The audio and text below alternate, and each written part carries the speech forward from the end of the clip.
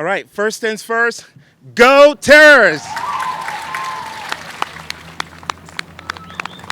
Woo! Got some fantastic humans in the house. I know the TV cameras are not on you, but if you hear those, if you're hearing that round applause and noise, that is the next generation of leaders in Colorado Springs. I'm honored to be here at Palmer High School, and I really appreciate the warm welcome and reception. Frankly, students, I wasn't expecting that, so you all surprised me. And so you are the highlight of my day, and I can't thank you enough for the warm welcome and also for the swag. This mayor loves swag, so thank you for the hat as well as the pin. And it's so good to be here with you all today. So today we are at Palmer High School at School District 11. This is my school district as well, and someday my young kids will also be going to school here at Palmer High School. And I'm joined here by some incredible public servants and leaders. I have the president of the school board, Parth Melkaplan, is here, as well as Michael Gall, who is the district superintendent for School District 11.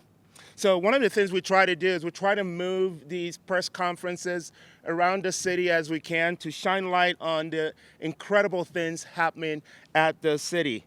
So while we at Palmer High School, today is all about education, our future workforce. I am looking at them, and today is all about school safety, and you can see some of my officers are here with me today. And I will end with a quick note on the Paris Paralympic Games, and I will open it up for questions. I also want to thank Principal Krista Burke. I don't know if I've seen her yet today, and thank you for, oh, there you are. Thank you for the opportunity to be here and for the warm welcome as well. So as I mentioned, my wife and I are Colorado School District 11 parents, and like many parents in our great city, we took our kids back to school this week. Michael Gall was kind enough to accompany my family and I on the first day of school on Monday. We now have a fifth grader, a second grader, and a kindergartner. My fifth grader wants to be a Navy SEAL, which is very appropriate because this is a proud military community. My second grader wants to be a teacher, and I believe she already got a job offer from District 2, so District 11, I mean, okay, they're gonna pay more. And then my youngest wants to be a dinosaur bone hunter. We're making progress. Last year he wanted to be T-Rex, so we've moved from the animal to the human now. So whether you're a student about to begin this new chapter of the school year, or you are a teacher getting ready to inspire, I want to assure all of you that the city of Colorado Springs does stand with you. There are 9 public school districts serving the greater Colorado Springs with 100 public elementary, middle school, junior, and high schools in our city. We have 50 private parochial and charter schools in the city of Colorado Springs, and we are home to more than 50 vocational and trade schools and colleges and university.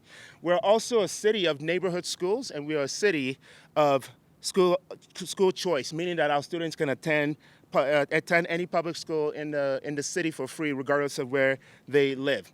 All right, so why does all of this matter? Why are we here today? And I want our students to hear this. Our education system, the learning that you're doing today, you are the engine of our economic development. You are the future of our city. Education drives economic mobility. These places of learning are critical to the development of the future of our city and our future workforce. As a former economic developer, workforce development was always a top priority of mine. And here is why. Businesses are increasingly, so students hear this out, businesses are increasingly finding it difficult to find the talent and the people that they need to meet the workforce needs. And many of these businesses actually pay really good money. They're creating jobs, but they're not able to fill those jobs. So we are dependent on you. This is why I hired a workforce administrator at the city economic development team to help close the skills gap. This role will bridge the gap between our K-12 programs and the jobs of the future. This includes the Career Technical Education Programs, also known as CTE. How many of the students are aware of CTE? Okay, some. So the CTE programs, they provide students with real-world, hands-on technical experience outside the classroom. One great example of that is the HBA through Careers in Construction program. They have a very successful CTE program, and they partner with 17 of our region's high schools to create hands-on learning experience to provide students with real-world experiences in the construction industry.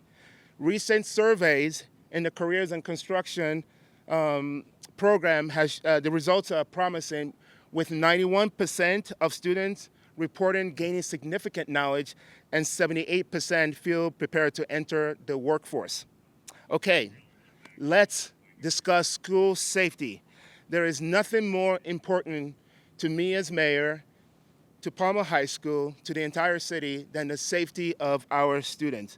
As a parent of 3 young kids, it's top of mind for me. It's top of mind for parents and teachers and school administrators across the city. There are 2 school safety initiatives that the city partners with closely with our schools. One of them is our school resource officers, and the other one is school traffic safety.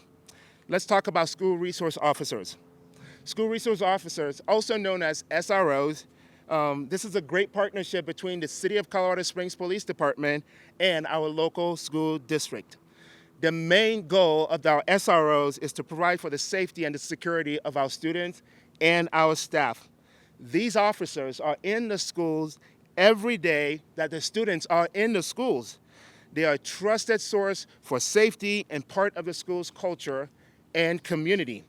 And as their name implies, they serve as a resource for our students, often acting as mentors, providing guidance and support on various issues. Our SROs are assigned to 14 public high schools across District 2, 11, 12, 20, and 49. And there are 6 SROs assigned to middle schools in both District 2 and District 11 as well. Following the tragedy of Columbine in 1999, the SRO program has become a best practice in communities across the U.S. These officers are independent, they're self-motivated, and they engage in all aspects of school life and culture, from talking to parents to de-escalating situations, and they're there to help support extracurricular activities. Of course, they're also trained as first responders and are there to respond, God forbid, but in the case of an emergency, such as an active shooter or a violent situation. Furthermore, they also have crisis intervention training. This means that they do have the skills to talk to kids in crisis. They do not replace the role of counselors or mental health experts, but our SROs are there to help connect our students to the resources that they need. Okay, if you ask me, the more I talk about SROs, I feel like I'm talking about superheroes. They're just incredible leaders, and I thank you for the work you do. And I want to give 2 quick shout-outs to the SROs here today. First is Lieutenant Kevin McCuzy, who oversees the SRO program, as well as Officer Brad Cruz, who is the SRO assigned here at Palmer. Let's give it up for both of them today.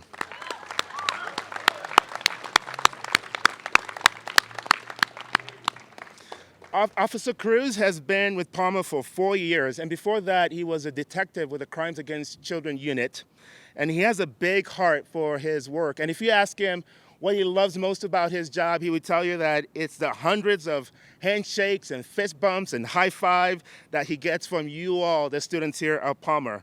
He says being an SRO is the best job he's ever had. So students, thank you for giving him the best job he has ever had. As a father, I have 2 words for our SROs. Thank you.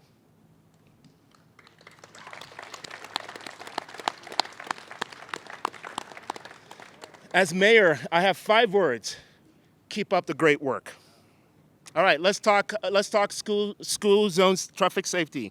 This is the second area of school safety that the city is invested in. Last year, we committed to installing 19 new safety zones around schools in the city to help slow down traffic.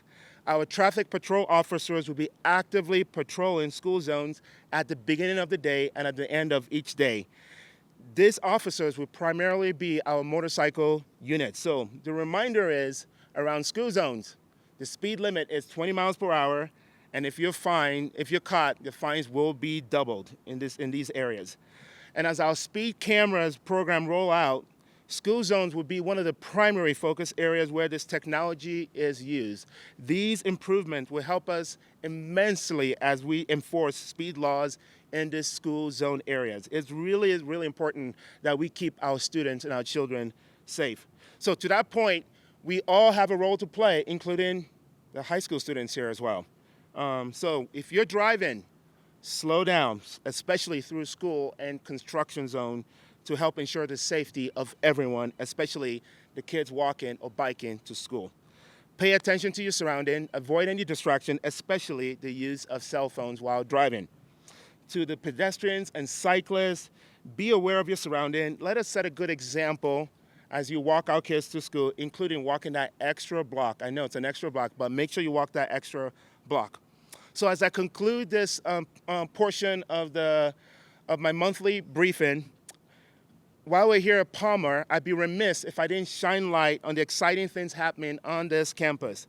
The next chapter of Palmer High School will be a major part of the downtown revitalization. The substantial $100 million investment that District 11 has proposed for this historic school is not just about preserving buildings. This is about honoring our past while boldly stepping into the future. This vision is about our students. This vision is big. This vision is audacious. And yes, there's a lot of work to be done, but please know that the city stands as a strong partner with you. And Jariah Walker from my urban renewal team is here as well. I believe last night the D11 school board voted, is that correct, to approve the design services contract for the Palmer High School renovation. So congratulations on that exciting step.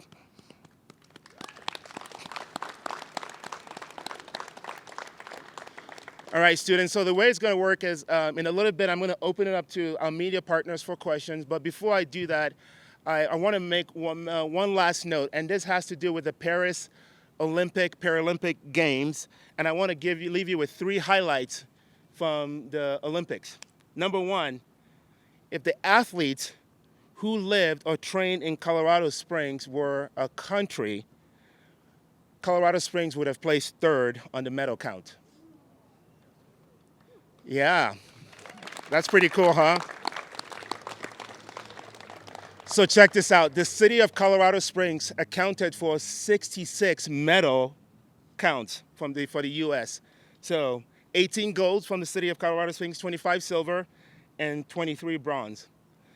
What this proves is that the road to the games, the road to the podium, and the road to greatness runs right through the city of Colorado Springs, and that is worth celebrating.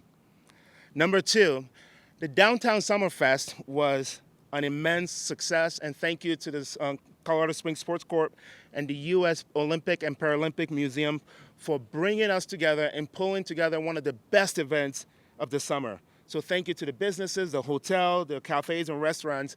They had the coverage of the Olympics running all throughout those couple of weeks on the TVs. It was everywhere. And number 3, this is really important. The Olympics are not over. The Paralympics begin on August 28th. And I am excited to have the magic return as we tell more inspirational stories and thrilling performances. So you can expect that we will continue to keep the community informed of the athletes who have lived or trained in Colorado Springs. Maybe, who knows, we might place number 1 in the Paralympic Games. So at that point, I'd like to leave it to our media partners for whatever questions that you have for me.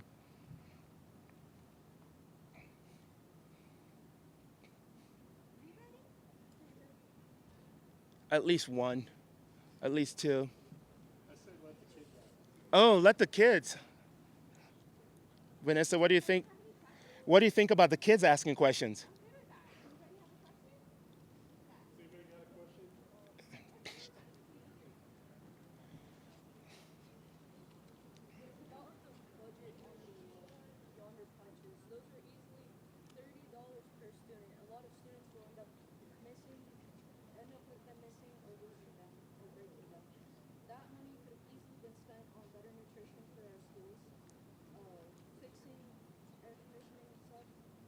bathrooms aren't the best quality. A lot of the programs for the school, do you guys have any like plans for fixing any of that?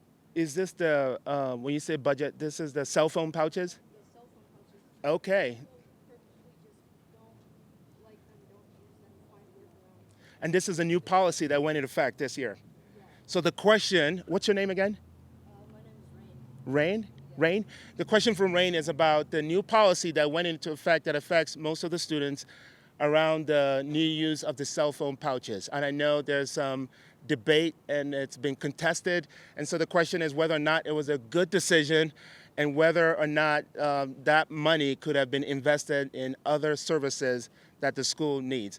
And so I'm going to hand it to District Superintendent Michael Gall to give some perspective. Actually think this is an important one for our media partners to great. learn about. Great. Thank you, Mayor. Yeah. Rain, thank you for the question. First of all, thank you for all the students being here and for the media, the partnership with the city. Downtown Colorado Springs, Palmer High School, the future of our city stands right here in this partnership and servicing our students. Rain, to answer your question briefly, we are in the teaching and learning business in Colorado Springs, School District 11, and first and foremost, we need your attention for our professional educators to be able to have that time to make sure that you are a part of that rising workforce that the mayor talked about earlier. It is an expensive venture to be able to stop the tide of so many companies that are fighting for your attention against the learning opportunity. I'm extremely proud of our Board of Education for making this policy, but we are way behind nationally. Many large districts in the country, Los Angeles Unified, New York City Department of Education, I believe Miami-Dade as well, which encompass well over 3 million students, have made similar types of decisions. The great news about the Yonder Pouch is we went into our reserve funds to be able to make this one-time purchase for us to be able to be sure that our students have their attention in class. As you heard earlier, that we've allocated over $100 million for Palmer High School to make those facilities investments on air conditioning and on safer bathrooms and on 21st century learning spaces to be able to be sure that you all are a part of that workforce development. So we know it's hard for you all, but I think if you go home and ask your parents to take a vote and ask many of the adults that are here today, we're all really proud of the hard work that we'll have to go through together to get us back to being a teaching and learning organization first and foremost. Thank you.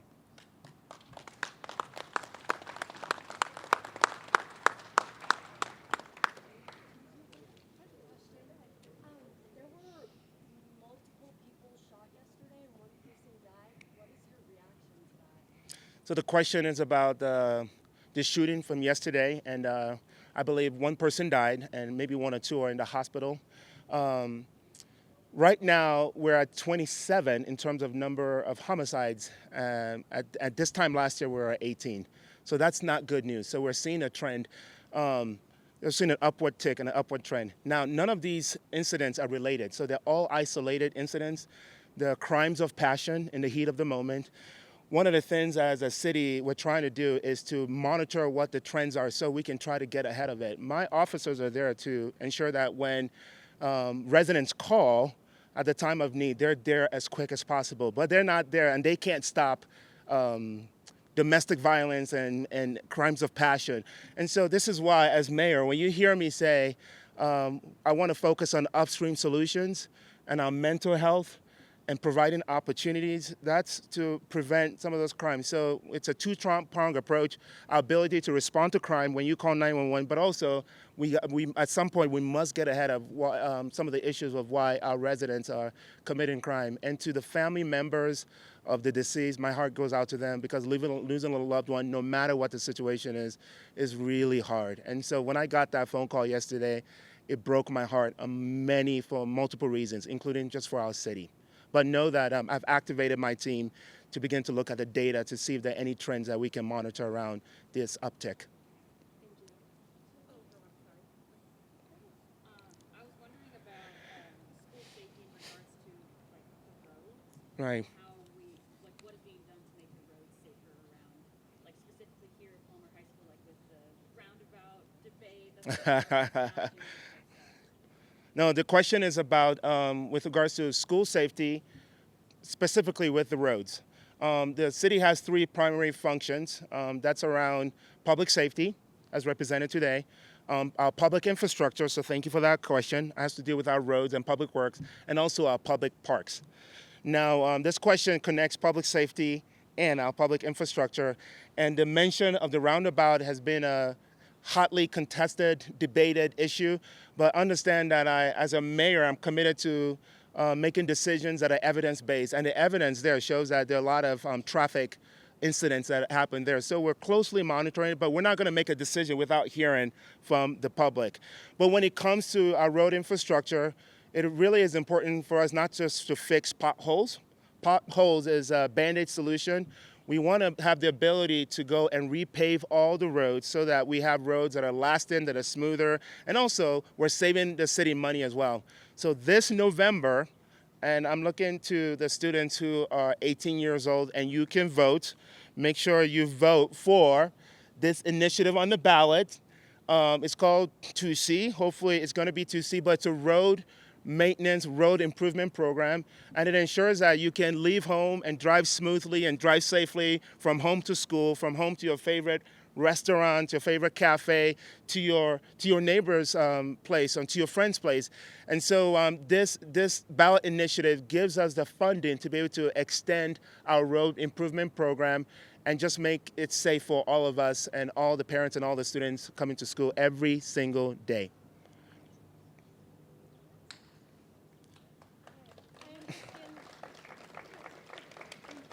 I understand later there will be a meeting to discuss the city's homelessness plans. Right. Can you give us a little bit about what those plans will be and your goals here with that? Yeah, so, and I know the Palmer High School have felt some of the effects of some of the challenges around homelessness. I'm a downtown business owner, just right there, and my business too has felt the effects of the homeless challenge. We had a meeting, I believe yesterday, with over 100 business leaders to get their feedback on the city's plan. The city is in the middle and the final stages of releasing our homeless strategic plan for the next 4 years. So the last plan that we have from 2019, I'd say that we accomplished about 80% of those activities. It's a different day, it's a new day. We're seeing new homeless challenges, and so we want to do a plan refresh to ensure that we're not only enforcing, there's an enforcement component of it, but also we're also investing in initiatives that prevent homelessness to begin with. So we're going to, today I believe we're engaging with the public. That is the next step. It's not enough for the city to have a good plan. We want to make sure the plan reflects your priorities. So that's the step we're in, is public engagement, getting feedback. We receive that feedback. We go back to the drawing board. And it helps, that feedback helps reshape the plan that we will be delivering to the public here very soon. Oh, the students, I see another, actually, can we do both? Yeah, let's do both. Okay. Do you want to come up? Is Palmer your favorite school? Ooh, that's, okay. I have two answers. The first answer is, as mayor, when people ask me, what's your favorite restaurant, what's your favorite school, you know, when you're mayor, it's supposed to support all schools, all restaurants, all initiative. It's like asking, which is your favorite kid? Some of the parents laugh, so maybe we do have favorite kids. Hopefully you all are the favorite of your parents. But I would tell you that because I'm a District 11 parent and because my kids will end up at this school, of course Palmer is my favorite school. So sorry to all the other schools out there, and you are my favorite. Yeah, great question. Thank you.